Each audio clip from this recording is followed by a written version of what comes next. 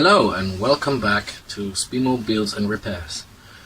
In the last video I built a relay clock. It turned out pretty big, but it worked so far. But after a month it had some issues. It was never able to keep time properly, so I took it apart and just to see what was going on. First of all, it had problems with the power supply, or the delivery of it more than that.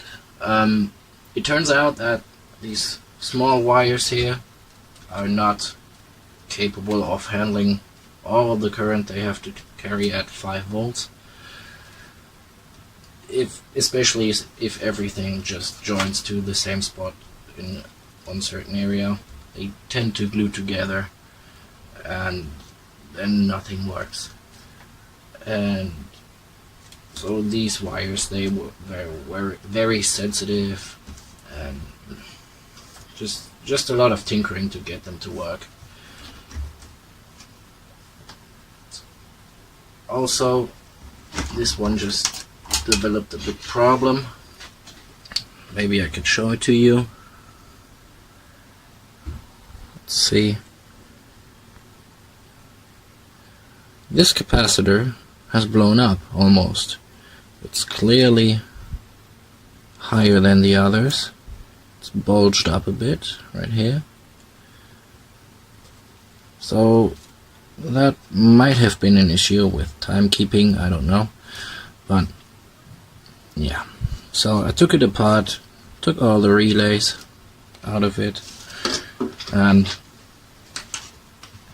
today I'm going to show you the new version of this clock.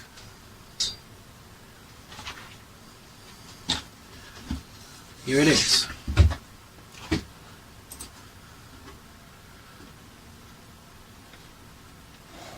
It's the same size on the front, but a lot thinner right here. It's got a back and a cover now.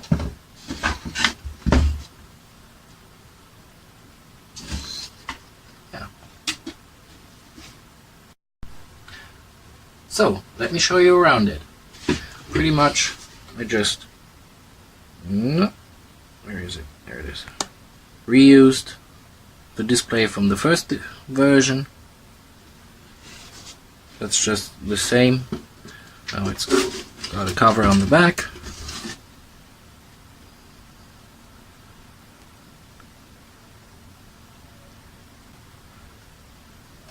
Yeah. And the first thing is, here's a little opening for the power switch, set and run switch, time setting for minutes and hours, and a trimmer for the clock, and summer and winter settings for the brightness. That's basically it.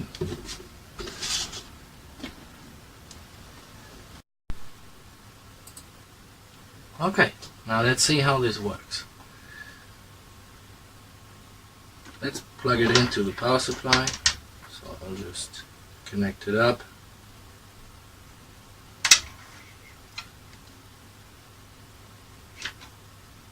But first I have to set the set and run switch to set, which is this way. This is the power switch. This is not important right now. So let's turn the power supply on. Maybe you can hear it, but this just turns on the timer. It's not supposed to be like that, but I had to make some modifications which I will talk about later. So let's turn it on. And this is at full brightness. So it starts up at full brightness, and once you hit 20 in the hour section, or 22 depending on the summer or winter switch, it will dim down. So let's see, this is minutes. Now as you can see, I can switch through them or hold it so it'll run through. Not like the last one. This one can do it now. So if I just hold it, it'll run through. Hopefully without a problem this time. Because it did have a sensitive wire which didn't work properly, and right around 50 it would not work, but this time it works out. Now it jumped over to 1. Now let's see, next one up is just for the hours. So once we reach 20, because I believe this is, yes, it is in the winter setting over here. You can see that maybe there is a little switch hidden in there. There it is, and it's set to winter. Okay, so once it reaches 20 or 22, it dims down for the night, so it's not as bright. At 24 hours, it resets the first 2 digits, and if you keep going, once you reach 6 o'clock, the brightness comes back up. That's pretty much what it does and how it works. So let's turn the counter on. It just counts through, that's all it does. Now, I also want to show you the inside of it, so let's take a look.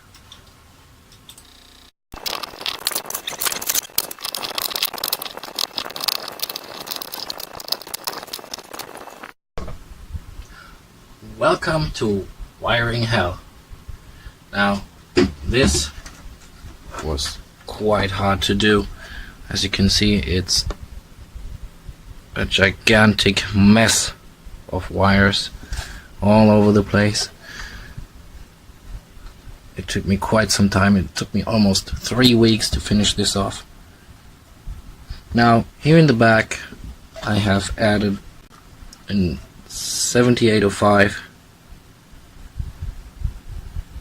for the pulse generator, because there were some problems with all the power connections here, so I decided to put this in to make this supply for the pulse generator a bit more stable.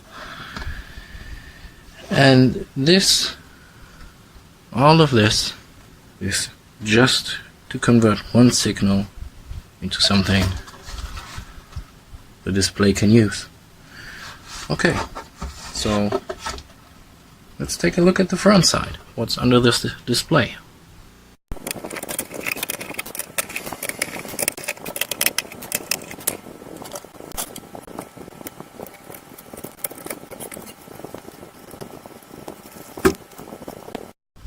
So, here we are under the display. As you can see, we still have lots and lots of relays. I think 107 in total. I'm not sure about that, but definitely a lot. So basically the problem was to fit everything onto these small circuit boards. I bought these 5 by 7 centimeter boards, and I glued them together like this, and then I glued them together like this, or at least I tried to. The problem with this is you can put in the relays, but you cannot put any circuitry between them other than maybe some flyback diodes. That's it. So what I had to do to connect this to this relay through the transistor, resistor and capacitor, I had to wire all the way here, over here and back to here, and that's why the back is so messy in wires. It just made everything very, very complicated, and it's just not worth it. You're not saving so much space, and the trouble is just enormous. So in the next version I'll put one on these 30 by 18 centimeter boards, and that should work fine. Basically what we have here is this should be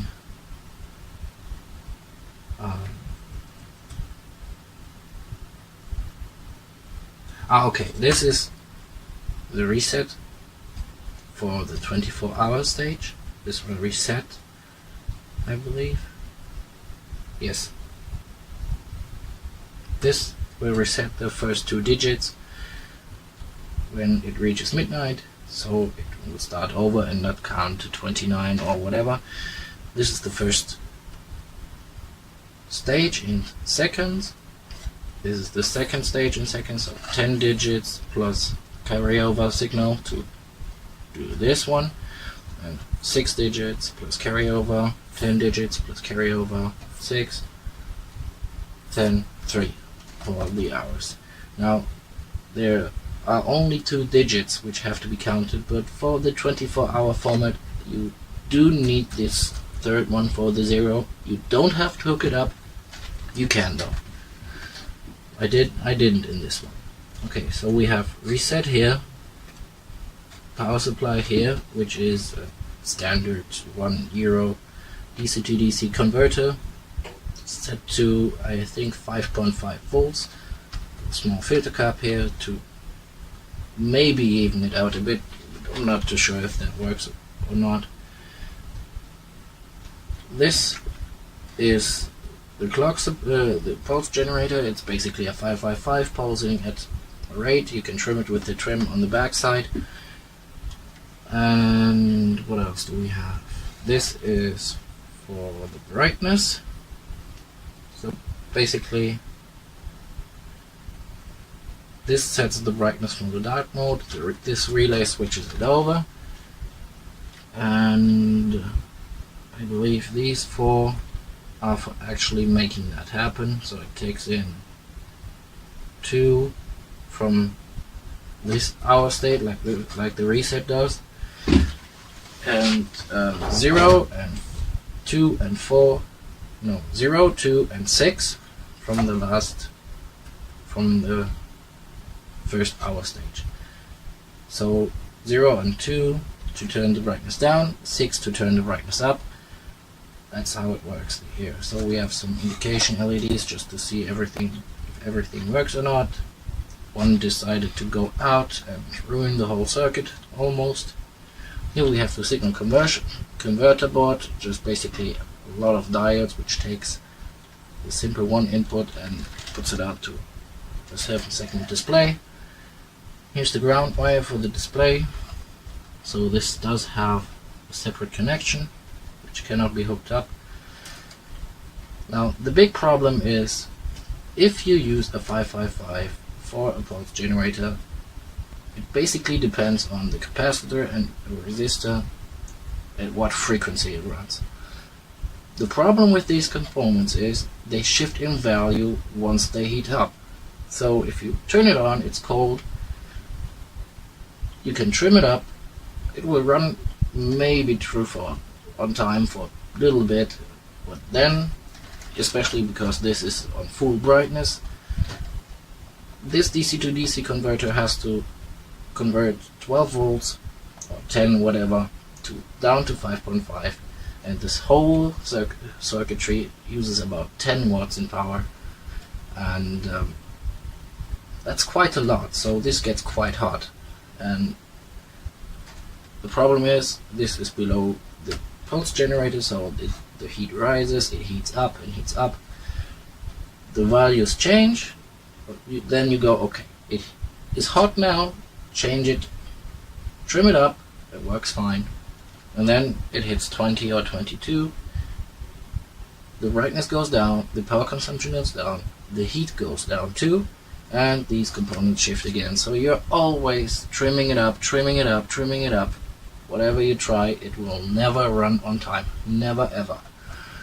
So that's a problem that has to be fixed in the next version. So in the next version, I'll put everything onto one of these boards. The DC to DC converter will go onto this corner maybe, or this corner, and the pulse generator will go onto this corner. I will put some holes up here so all the heat can go out, and Also, the pulse generator gets its own power supply. The display LEDs, to decouple this from this circuitry, will get transistors to switch from a separate power rail, basically from the 12-volt rail of before the DC-DC converter, and it will go to these LEDs on its own. So this is one circuit. The pulse generator is one circuit. I might spare the relay too and just run it off the transistor, and the display, which all have their own separate power supply, just to eliminate any problems with this, because it's giving me too much trouble. It's just a pain to do all of this. Now, oh, I'm sorry I didn't show you anything here. Now that, you see, I glued these all together. They have 1, 2, 3, 4, 5, 6 sections. It just very hard to do it this way. It's easier to get a big board and fit everything on it. It's just the easier way. And there are some, I tried to design it and make it fit perfectly, so I have some space between the relays to put all of this between them, and yeah, we'll see how that goes. Okay, now I've told you all about the mechanics and circuitry once it is built. Now let's look at the circuit diagram a bit. This is particular the 3 hours circuit. So this is just to see what is going on in here. It's nothing else. So we have a 5.5 volts in, going to this connection on the relay and this connection on the relay. Same over here and over here. So this basically it repeats, and then we have a pulse in line which goes through a diode to this outer connection on every one of these three. Then we have an NPN transistor, a 1 kilo ohm resistor, and the small capacitor, 220 microfarad, some flyback diodes to protect this transistor, and it's basically all the same here. And then we have these blue lines which connect them to each other, and basically this comes back around, goes over here. These pinkish lines do the same, go over here.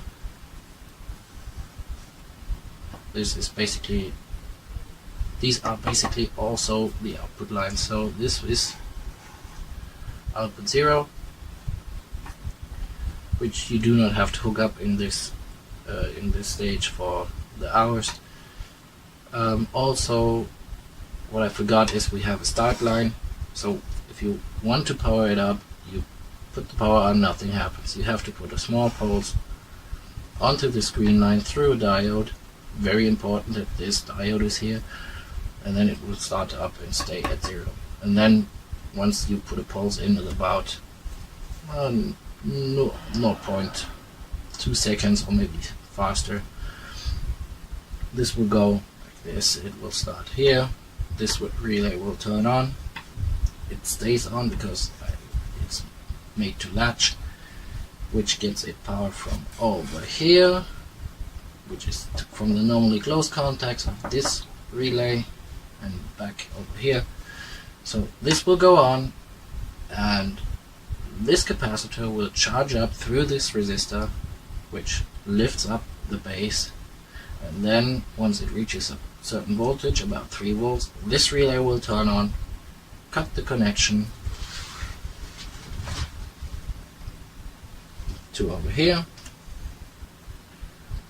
and basically it would turn this one off. So this is on, this turns on when you hit the start, and then when you put a pulse in it, after you turned it on, so this relay is on, latched on now, this is on, so this and this contact is bridged, this one's open. So if you put a pulse in, it goes through here, through this pink line, latches this relay, Oh, I made a mistake maybe here. But basically, pulse goes in, through here, over here, latches this relay, which charges up the capacitor, and then this one turns on, which then cuts this connection here and turns this one off.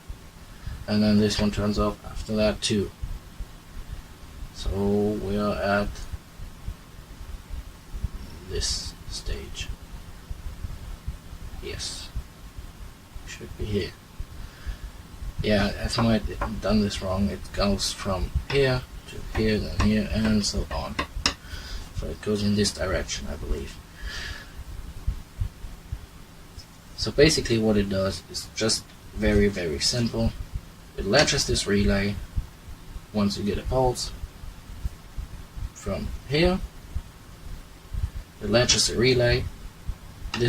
The transistor and resistor and capacitor limit, no, not limit, they will delay this before this turns on. This turns off the next row. That's basically what it does.